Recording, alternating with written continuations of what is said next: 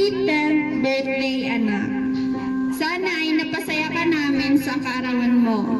Pasensya ka na, anak, na di na naman ako makakauwi sa birthday mo. Dalangin ko palagi na sana bago matapos ang 2021 ay makapagbakasyon man lang ako, kahit sa sandali. Basta masilayan at nakasama ko lang kayo ng mga kapatid mo. Hinahangad ko palagi ang inyong kaligtasan at kalusugan. Kayo ng mga kapatid mo, kagaya ng nakasulat sa banal na aklat. Isaiah verse 46:4. Ako ang inyong Diyos, iingatan ko kayo hanggang sa pumuti ang inyong buhok at kayo'y tumanda. Kayo'y nilikha ko, kaya't tungkulin ko kayo ay iligtas at palaging kalingain.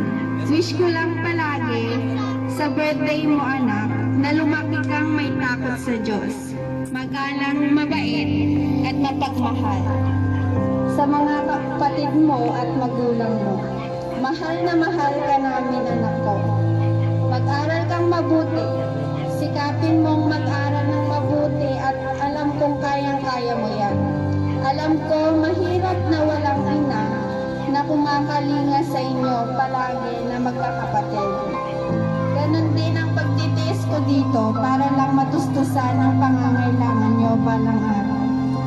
Magkakasama din tayong muli, anak ko. Yung bilin ko sa'yo palagi na magdasal at magpasalamat palagi. Bago matulog, turuan mo din yung mga kapatid mo, ha, anak ko.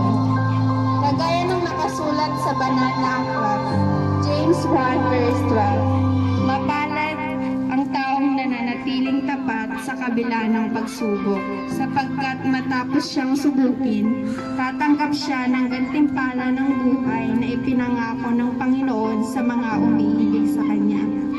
Walang ibang makakapagligtas sa atin, mga anak ko, kundi ang pananampalataya at pagtitiwala natin kay Lord. Anumang mga pagsubok na dumating sa mga buhay natin, we always love you, anak. With the love of the Lord, miss na miss ko na kayo. Ayan, meron po ba kayong gustong sabihin sa sender po natin?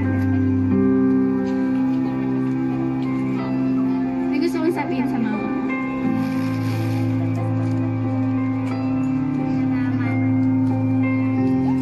Ayan, mukhang speechless si ma'am. Pwede po bang kantan na lang natin siya ng happy birthday? Happy birthday to you. Happy birthday to you. Happy birthday, happy birthday. Happy birthday to you. Happy birthday to you. Happy birthday to you. Ayan, wish ka muna before blow the candle. Palakpakan naman natin si Ma'am Sofia. And once again, happy 10th birthday, Ma'am. And happy New Year po from San Carlos. Picture taking na. Let them in, don't let them see. Be the good girl you always have to be. Conceal, don't feel, don't let them know.